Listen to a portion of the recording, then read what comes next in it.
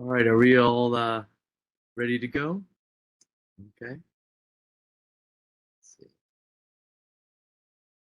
Hello, everyone. Thank you for attending our webinar on the Affordable Connectivity Program. My name is Nathan Garcia. I am an Emerson National Hunger Fellow with the Food Research and Action Center. With us today, we have Virginia Benzan, Director of Racial Justice Advocacy at the Massachusetts Law Reform Institute, and Justin King, the Policy Director at Propel. And if I could go advance to the next slide, please. Thank you. We are here to talk about the ACP, the Affordable Connectivity Program, because internet access matters. President Biden has recently acknowledged that high-speed internet is not a luxury any longer. It is a necessity. As participants in this webinar, I think we can all agree on that. Internet access is consequential. It's needed for things like job searches, paying bills, engaging in civic life, education, schoolwork, including online courses, and research. Unfortunately, we know that there are inequities for households with low income. If we could advance the next slide, please. Thank you. So we can see that research has shown that 24% of adults with incomes less than $30,000 say they don't own a smartphone. 43% of adults with lower incomes do not have broadband internet services. 41% of adults with lower incomes do not have a desktop or laptop computer. And a majority of Americans with lower incomes are not tablet owners.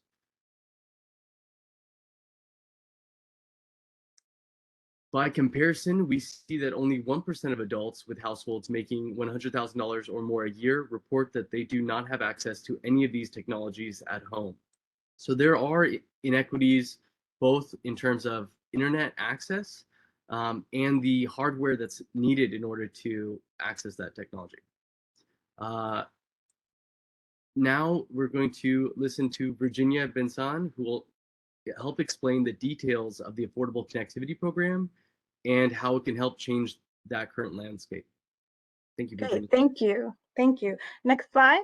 So I'm going to talk about today the Affordable Connectivity Program. I'm from the Massachusetts Law Reform Institute. I direct their racial justice project. For those who are unfamiliar, next slide, with the Mass Law Reform Institute, we are an anti-poverty law center and also the support center for civil legal aid.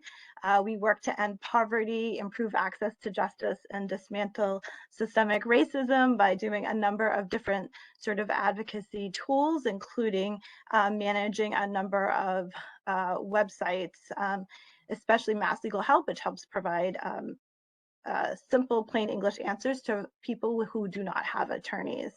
Next slide. And we focus on a number of substantive areas, including food security and like SNAP and child nutrition. And of course, that racial equity and justice. Next slide. And I run the Racial Justice Project. We just heard that about the inequities and the disparities between the races regarding digital access, and the former and late Congressman John Lewis called digital equity the civil rights movement of the 21st century. And so MLRI has decided to really focus on digital access as a racial justice issue. Next slide. And so we are spreading the word about the Affordable Connectivity Program. Our goal is to have everyone eligible for the program enrolled. Currently, we have less than 200,000 folks in Massachusetts enrolled in ACP, and our goal really is to push that to 100% of those who are eligible for that. So that would be close to almost 1 million folks in Massachusetts. And today, right now, I'm going to explain sort of the nuts and bolts about the Affordable Connectivity Program. It's basically a federal program that provides a monthly discount on your internet services and a one-time up to $100 discount on a device.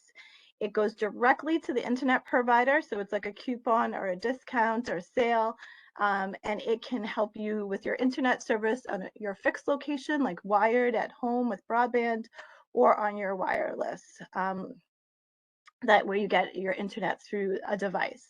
Applications are now being accepted, and these are the two sites we'll talk about a little bit further more. The next slide. So for those maybe who maybe have heard of the emergency broadband benefit, which was the initial reiteration of this program, it was part of COVID relief funds. And now, starting in January of 2020, the emergency broadband benefit has converted into the Affordable Connectivity Program and is now funded through the infrastructure bill. So it has been increased by almost sevenfold. It's $14.2 billion in this fund to this program. So EBB ended at the end of last year, and the Affordable Connectivity Program, or ACP, started at the beginning of this year in January. Next slide. So these are just major differences between EBB and ACP. The major ones are that this discount has been reduced to, by $20, so it's a $30 monthly discount. It's a more permanent program because it's part of the infrastructure bill, has way more funds allotted to it. The other piece is that it can be applied to any plan, and there are additional consumer protection policies within this program that we'll discuss later. Next slide. So what is the benefit? So it is a $30 monthly discount on your internet services. And so that would mean whatever you pay for your internet, and then up to $100 on a device. You'd have to get that device from the same place that you're getting the monthly discount. And you'd have to pay a small co-payment for that device. It's only a one-time device discount, so if you received the discount with EBB, that would satisfy it as well for ACP. Next slide. So what services are covered? So I said your internet services. So say you get bundled, you get your internet, your phone, and your cable all through one company. ACP will cover what you are charged for your internet services alone. So if you are doing monthly, renting your router, it would cover that. It would cover whatever you're paying for the internet service. And it pays up to $30. So if you're in a bundled service and you're only paying $20 for the internet, it would cover that $20. It wouldn't cover, you won't get the extra $10 to cover the other things. It covers equipment rentals, like I said. So if you're renting a modem or a router, it would also cover that. If you want to upgrade, so say you're getting a bare minimum now and you really understand and know that you need higher speed internet and you want to stay with the same company, you can upgrade as well. Next slide. So in Massachusetts, nationwide, there's over 200, I believe there are over 200 providers that are enrolled in ACP. In Massachusetts, that's 45 providers, and they offer a mix of being mobile and fixed in devices.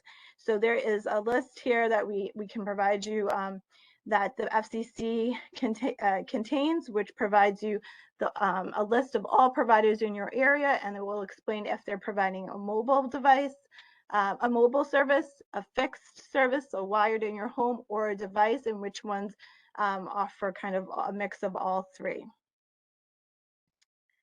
Next slide. And so May 9th of this year, the Biden administration announced a new initiative. They had partnered with over 20 providers to say that they would offer at a minimum 100 megabytes per download internet at no out-of-pocket cost and no data caps for those enrolled in ACP. So that means you could get 100 megabytes at a minimum at no cost. Next slide. In Massachusetts, out of those 20, there are 7 providers in Massachusetts.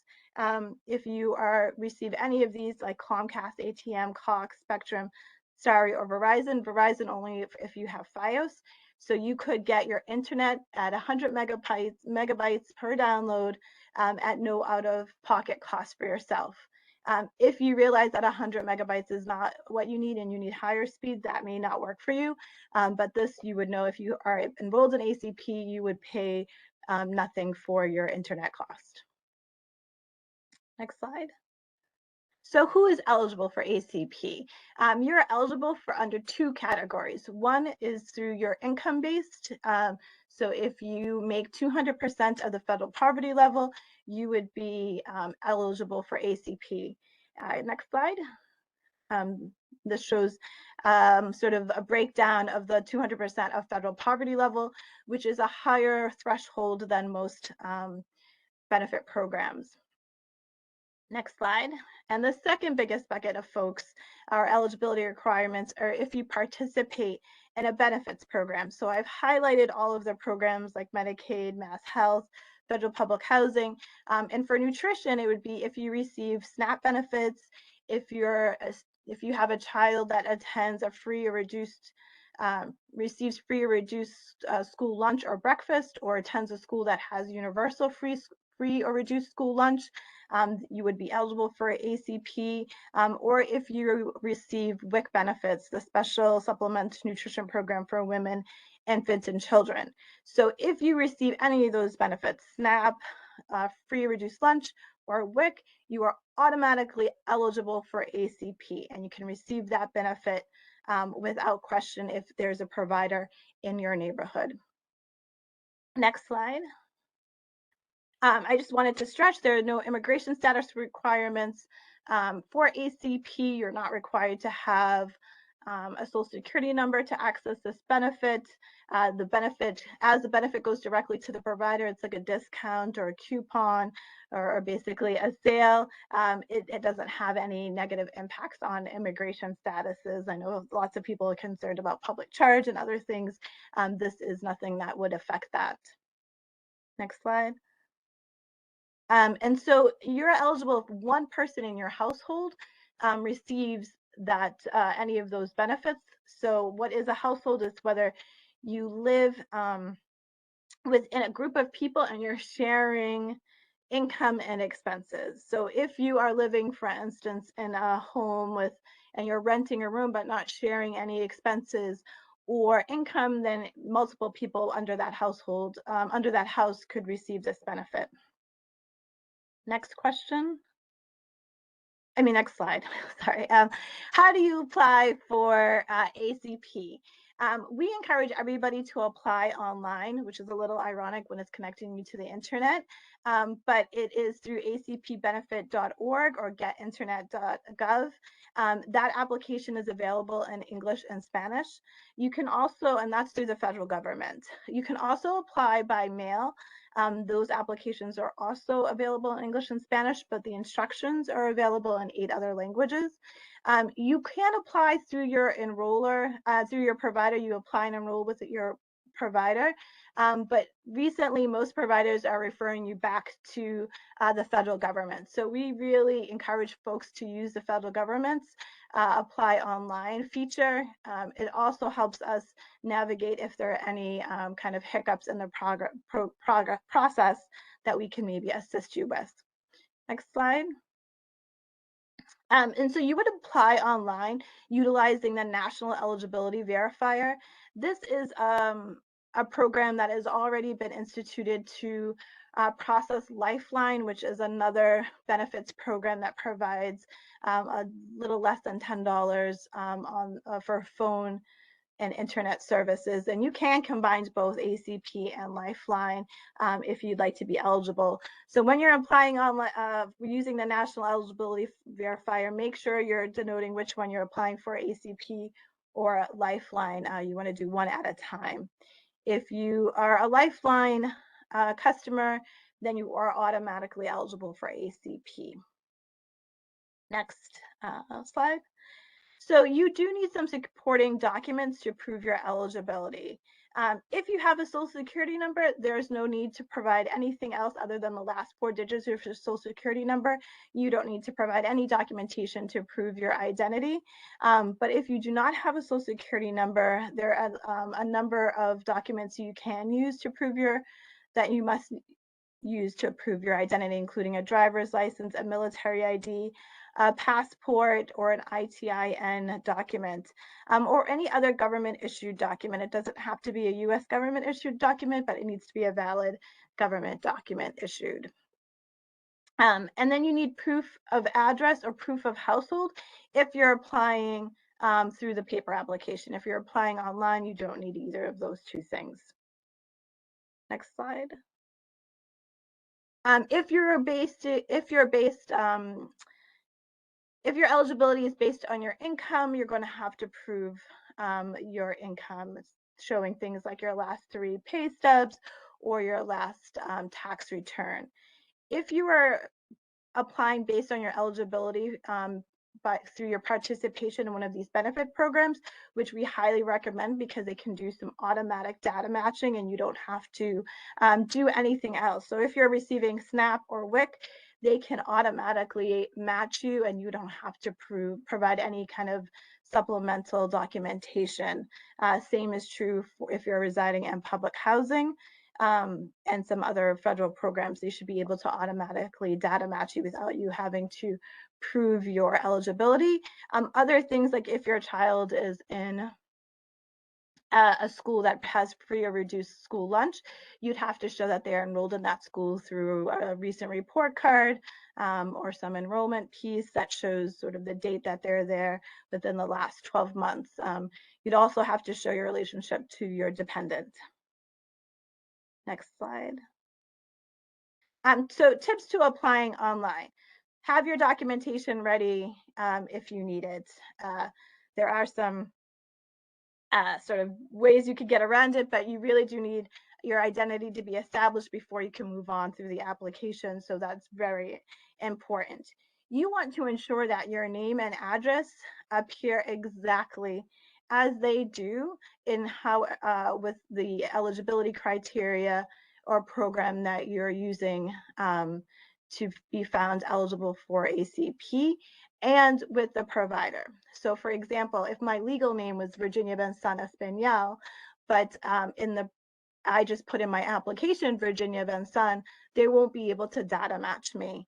If say if I'm a Comcast customer and Comcast, my bill just says Virginia Benzon, but my legal name is Virginia Benzon Espinal, they won't be able to data match me. So you want to make sure that your name appears exactly when you're applying online as it does with the program that you're applying through and with the provider.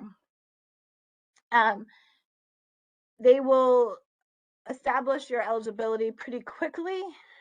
So you want to submit anything online to USAC or the federal government during working hours. If you do it during working hours, you will get a response pretty immediately because they're doing that data match or within a few hours. There is an ability to have an alternative email option address because you do need to create a username and password. So we really highly recommend utilizing the alternative email option if you're working with somebody or somebody else checks their email more frequently. If you are eligible because you participate in multiple programs, which could be true, you want to sort of kind of leverage yourself the best way you can, and that is by looking at the programs that have the automatic data matching. So say you are in public housing, you're receiving SNAP benefits, or you're receiving WIC, you want to sort of use the SNAP benefits because they're going to do that data matching. And if you are assisting others to apply, that person needs to be with you. So that's another tip. That person needs to be with you because they need to attest to things at the end of the application. So you can't apply for other folks if they're not right with you through the whole application process. Next slide. There are a number of places support that the federal government provides. There's an ACP support center. It actually has the ability to assist people in over nearly 200 languages, and they can help you through that process or find out where your application is. There's also a telephone number and an email address as well. It's open 7 days a week, 9 o'clock to 9 p.m. Next slide. And so again, decisions on eligibility. If you do it through USAC online, you really should hear within a few hours, if not immediately. I would say if you wait, I wouldn't let 2 business days go by without an answer and verifying what happened, because then there's an issue and you want to resolve that immediately. So you should hear if you do it within, like I said, the business hours, you should hear almost immediately.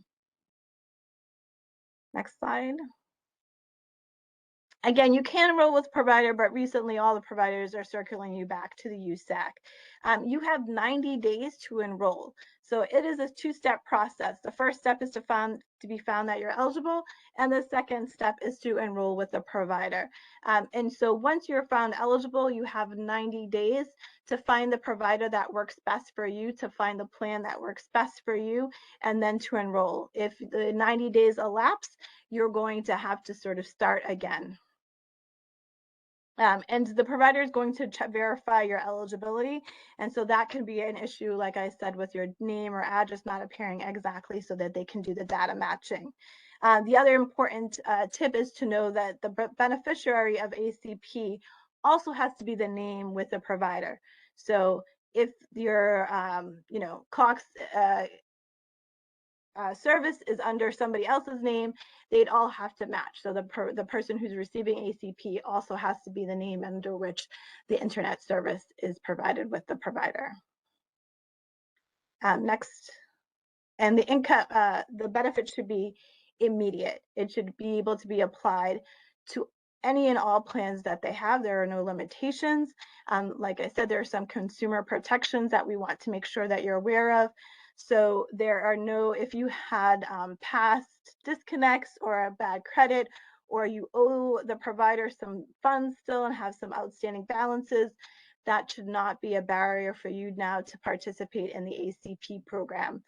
So don't let that stop you from trying to enroll. There are no early termination fees. So if you want to get out of one plan and into another or go to a different provider, but whereas in a 2-year plan, they can't give you any early termination fees through the ACP benefit. And you can stay where it's good. So if you like your plan, and it's working for you and you just want to apply the discount, you should do that. You don't have to move to a different plan if you don't want to. Like I said, those programs, there's a number of programs that are offering it at 100 megabytes, but say you know that you need 500 or 400. You totally can stay where you are and just have that $30 be applied to what you have. And there's limits on when they can disconnect you, and you can use this ACP benefit. It's portable, which means you can move from provider to provider. I think it's once per month, but you can move from provider to provider. So these are incredible consumer protections that are provided to ACP beneficiaries that really isn't provided to most people in these programs. Next slide. But we do want to say you want to be a savvy consumer. You want to do what works best for you and your family and what your internet needs are. So, you have to consider how many people are on devices, what you want to do with those devices, if you need to download, if you want to make sure you're connected to family and can FaceTime, make sure that you can do telework, make sure that folks can do homework together and download things. So you want to be a savvy consumer. And if you feel like things aren't, you could be being taken advantage of, or with upselling or downselling or some other issues with a provider, the FCC does have an informal complaint process, and we encourage people to utilize that. In Massachusetts, the Attorney General also has a consumer complaint process you can utilize as well. And we'd love to hear if there's any issues to help sort of navigate you through those. Next slide. And I did want to say now that now each of the providers has dedicated as part of a page on their site to the Affordable Connectivity Program. So this is an example of Xfinity's new site. The next slide. This one's for Verizon. Next slide, and Cox. So you should look when you go to their provider site they usually will now have something about ACP. Next slide. And there are a ton of resources. So there's about the Affordable Connectivity Program. There's acpbenefit.org, which will help you run to see, if you feel like you want to find out if you're eligible for it. It will provide you kind of a Q&A to determine that and the application. They have a website as well, the FCC. The White House has created a new website back in May called getinternet.gov to sort of ensure the integrity of the program. And they have a toolkit if you want to do outreach. At Mass Legal Help, we've created a page that's devoted to Mass Legal, to ACP. So it's very plain English and simple. And the Mass Department of Telecommunications and Cable is another resource for you. And they have a consumer hotline. So I just wanted to show this is, I think we'll talk about it later. This is the new White House's website called getinternet.gov. It helps you walk through eligibility as well, helps you, connects you to resources. There's a wonderful communications toolkit, but it also connects you to the application as well and the providers in your area. And my name again, and here's my contact. Please feel free to reach out to me if you have any questions about ACP. Happy to include you. We've created a mass digital equity email list. Hopefully one day it will be a coalition. But if you want to get information about sort of things that are happening and changes that are happening to the program or events, please feel free to join us. And now I'm going to pass it on to my colleague, Justin King, who is a policy director at Propel and an incredible Celtics fan. Thanks, Virginia, so much. That was just a tremendous presentation. I sort of said before we got started that reviewing Virginia's slides ahead of time, I learned a ton, and that continues to be true. Thanks also to FRAC for having me here. I'm Justin King. I'm the Policy Director at Propel. I also want to thank everybody who's attending the webinar for being here and for helping to get the word out about this really innovative and important program. Very quickly, can I go move to the next slide, please?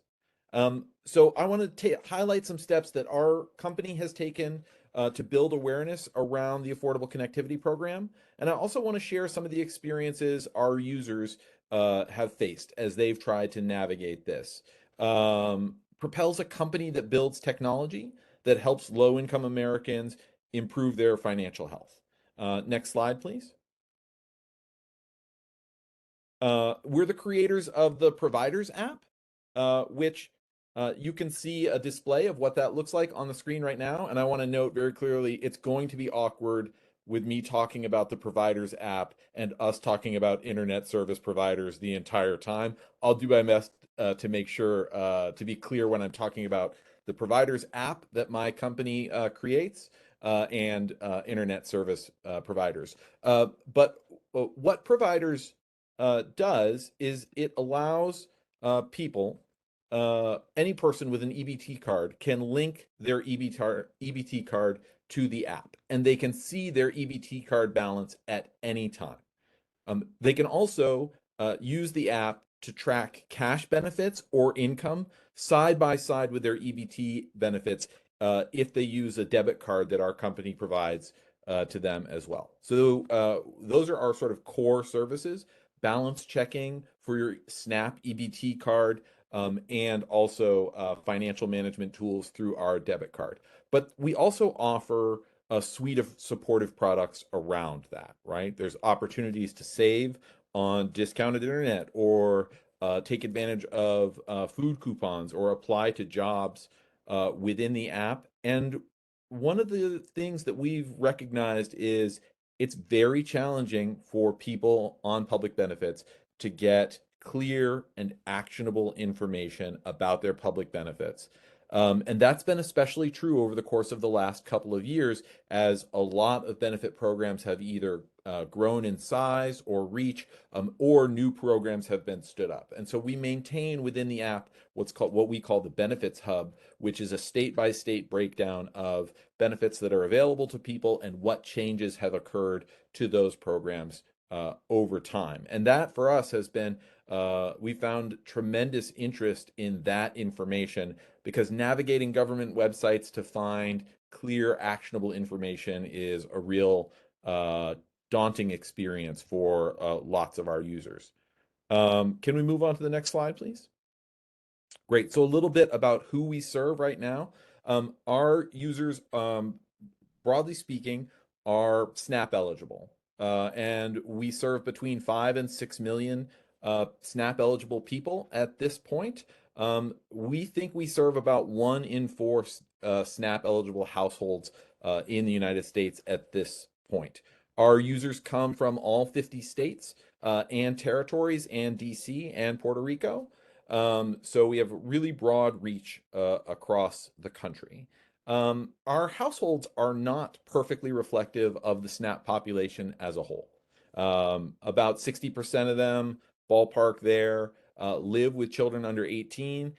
83% of our users are women, and 83% of those households earn less than $28,000 accurately, right? So our population is mostly moms with kids with quite low incomes. And that makes applying to and receiving benefits from programs like the Affordable Connectivity Program extremely, extremely important.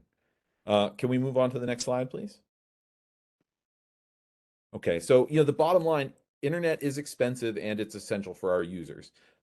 We found through our survey work that about 20% of our users lack home Wi-Fi access, and that population is concentrated among moms, or I'm sorry, families with kids at home under the age of 18.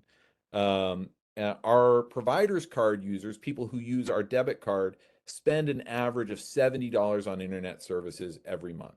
And that's, a meaningful amount of money. And cell phone and internet are the bills that are most frequently deferred by our users. They are in a constant struggle to make ends meet month over month, and they have to make tough choices. And a lot of times we see their tough choices involve deferring paying on the cell phone bill and the internet bill at the very, very top of their list of tough choices they have to make all the time. Can we go ahead and move to the next slide, please? So when we started engaging on this, we performed a monthly survey of our users. We found in May that awareness of the Affordable Connectivity Program is pretty low, right? 49% of our user base had not heard of this program. 27% have heard of the program but are not enrolled, and 25% are enrolled in the program. So you can see we've got an awareness problem, and there's also sort of a secondary problem of uptake. Even among folks who are aware of the program, and our population, because they're 100% eligible for SNAP, is 100% eligible for ACP. There's other barriers that are preventing them from connecting to this program. And so to us, that's a challenge, but it's also an incredible opportunity to reach folks and help them improve their financial health. Next slide, please. So we've done a couple of things to try to drive users to apply. The first thing that we've done is we've prominently placed ads within the app in multiple places to try to build awareness of this program. So when people open the app to check their SNAP balance, whether they're prepping for a trip to the grocery store or in the grocery store or wherever they may be, they're going to see on the front page of the app a notice that is trying to direct them to apply for this program. Inside the Benefits Hub, that place in our app where we provide clear and actionable information about various benefits programs and the changes that are occurring to them, we've stuck this slide that you can see there at the top just to sort of like make it very, very clear this is here for you. I'll also note a couple of things. I'm sure Virginia has a lot of experience with this as well. Trust in this space is a very, very real issue. People are used to scams. People are used to being taken advantage of. This is unfortunate, but it's very true. And so, one of the approaches that we've tried to take as we've tried to build an awareness around this program is we've tried as much as we can to build in um, clear branding using the White House and the FCC logos so that people have a sense that these are official. And so that's not a guaranteed winner. There's a lot that goes into building a trust relationship, but for us, it was important to try to highlight to folks this is an official program. It's backed by arms of the government and by Propel's good name. And so we're trying to conquer the trust gap with those branding choices. The other thing I'll highlight here is that this program has changed. As Virginia said, there have been quite a lot of changes, and there's a lot of misconceptions about the current state of the program as well as before. And so we've built out a frequently asked questions section to try to address some of those misconceptions and make it very easy for people to get clear, simple, and actionable information about what in some ways is quite a simple program, but when you dig into the details, it actually becomes quite complicated, as we all just saw Virginia do so expertly. Can we please move to the next slide? So we've had some success with this. Our user base is between 5 and 6 million people. We've been at this for a number of weeks now. We've sent 357,000 or thereabouts people to getinternet.gov, the site that the White House's site that Virginia cited earlier. And we're really pleased with that number. We know we've got more to do, though, to continue to grow awareness around this program. And can we move to the next slide? The other thing I'll say is awareness is not enough. People still have to go through that two-stage application process that Virginia talked about earlier. And eligibility is really simple for our users in particular. If you're eligible for a government program, you're eligible for this program. That's pretty great. As a matter of fact, these are screenshots from getinternet.gov. You see that little drop-down box there on the left-hand side.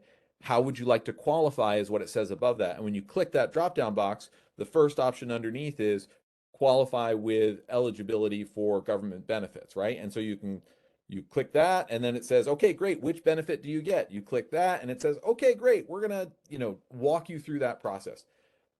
With that said, it's not as simple as filling out a quick form. There's still this two-stage application process where you have to get approved first and then navigate a pretty diverse and broad array of providers. And I think there's some evidence that we've seen that like it's great that so many companies are involved in offering this program. That can also be daunting for people as they try to figure out where, when, and how to navigate this.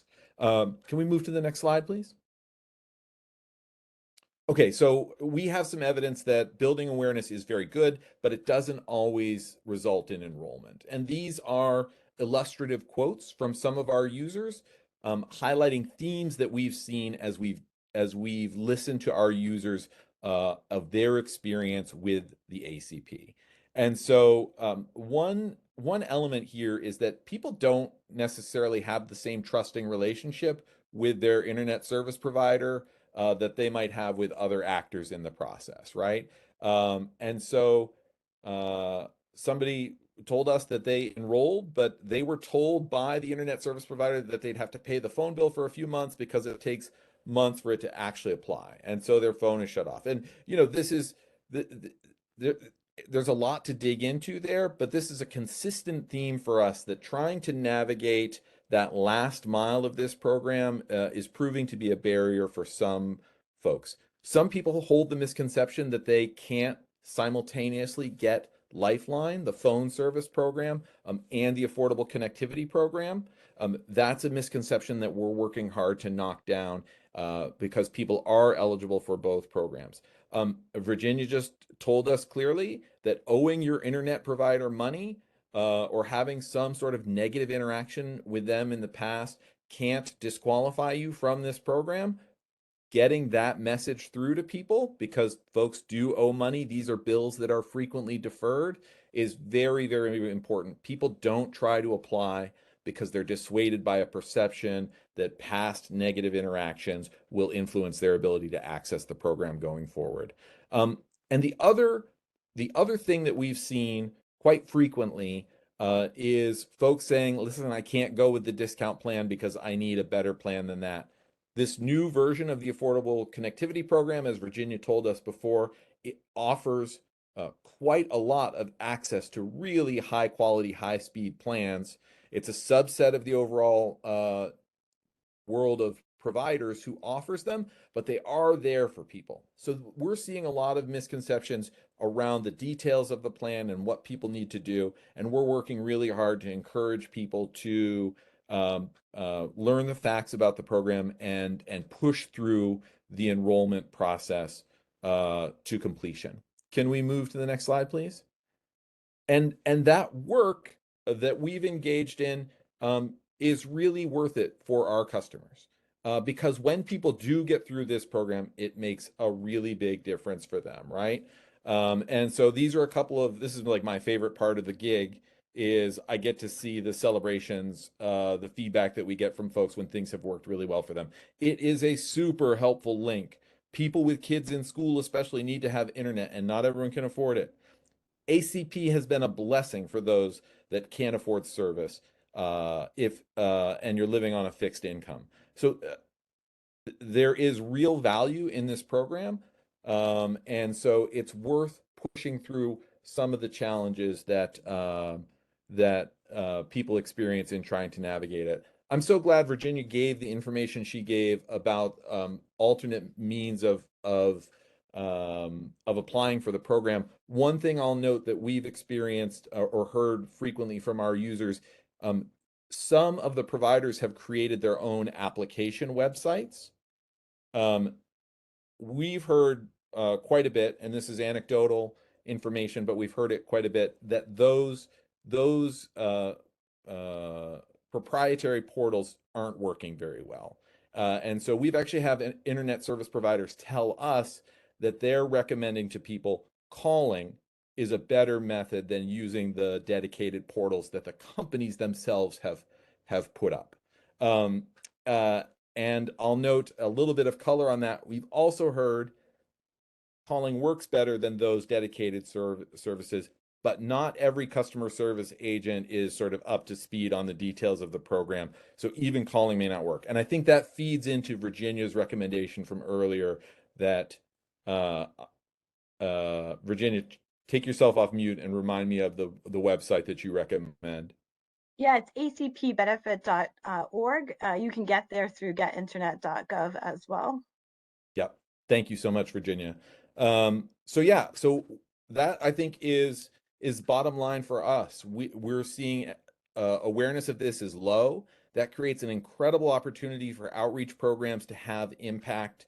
And it really does make a difference for people when you get them through, but paying attention to those details of how to apply, what the best methods are, and where people can get support as they navigate this process can really help them to succeed going forward. Can we move to the next slide, please, Stephen? Oh, that's it. That's my mic drop. That's perfect. Thanks, everybody. I'm super excited to see what questions you have. I hope that they're mostly for Virginia because she's quite a bit smarter and more versed in the details than I am.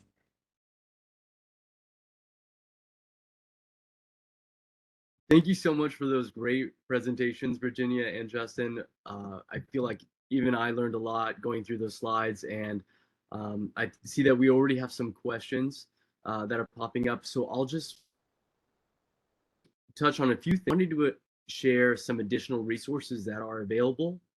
The Federal Communications Commission has created an outreach toolkit to help get the word out about the program. They've created content to expand consumer awareness, and that content is available to download. Someone had asked that earlier in the chat. And so this is a great website to find that. The content includes infographics, fact sheets, flyers, handouts, pre-recorded audio PSAs, overview videos, newsletter blurbs, press releases, social media posts, and tribal benefit PSAs. And those are all available to download, pre-made.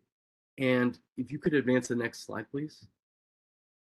There's also content available for governmental partners, also available to download. And that content includes posters, website badges, letters, sample call and text scripts. And there's also a toolkit really going through the Affordable Connectivity Program. Can I see the next slide, please? Thank you. I have a few other resource links I'd like to share as well. We do have a blog that covers a little bit what we've discussed here today, kind of, again, in linking some of the research that we talked about showing the inequities. And we also have a link to the FRAC Community Eligibility Database. This is a great resource that can be used to determine if you attend a community eligibility school that would make students categorically eligible for the program. Virginia mentioned that being one of the ways that you can access this program. And this is a really great tool that FRAC has created to be able to go through and find out if you're unsure whether or not your school would make you categorically eligible. We also have links to the program's main website here and a link to the outreach toolkit that we mentioned. And so we'll be able to send out these slides along with the recording afterwards. So I want to make sure everyone gets access to these links. Can we see the next slide, please? And that's great. So now we'll take a moment to see if there are any questions that we can answer. I'm just going to be reading through the chat, but if there's any others that, any other questions that pop up, feel free to write them in and we'll get to them. Here, let's see here. I see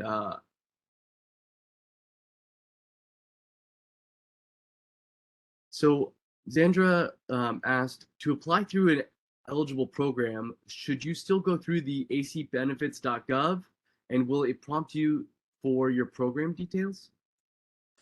Yes, so I do offer longer presentations where I do the step-by-step through the process, but it's an online application. So once they'll ask you on the site, do you want to apply from your income or because you participate in a program? When you click on because you participate in a program, it will list you the options of those programs. And so once you click, then you just have to click whether SNAP or whatever program you are participating through. And then it will walk you through that process. Great. Also, Lucy wanted to ask, Lucy wrote, I see from ACP website that there are many companies offering ACP near me. Is there a quick way to filter these down to those who offer the 100 megabyte, no extra fee plan?